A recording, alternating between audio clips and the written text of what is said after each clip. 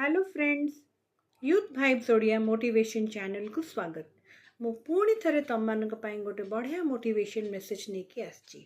गोटे गप माध्यम रे सेटा मु शेयर करिवि। गोटे पिलाटे थिला जे कि स्कूल जाए, से ते टैलेंटेड नुह, एवरेज लेवल रो पिला।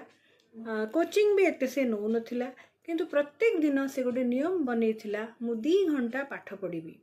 जोटा से जेते जहाँ परिस्थिति आसिले भी केबे भी तार एपट सेपट हो नथिला। सांग माने धर खेलिया को डाकिबे कि बापा माँ कुआडे धर फंक्शन रे गले, घरे धर किए भी आसंतु, पाठ पढ़ा समय को से ठीक भाबरे मेंटेन करुथिला।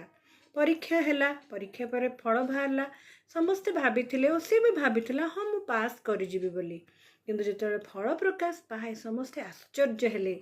से क्लास रो टॉपर हैला। पिला माने से काहे के टॉपर हैला जानचो? कारण से श्रृंखला को धरिकी चली ता लाइफ टाकू से डिसिप्लिन वे रे पकई देथिला। जेते जहाँ हो मु 2 घंटा पाठ पढ़ी, जोटा कि आज समस्त केवल यूथ नुह, समस्त डिसिप्लिन निहाती भाव दरकार।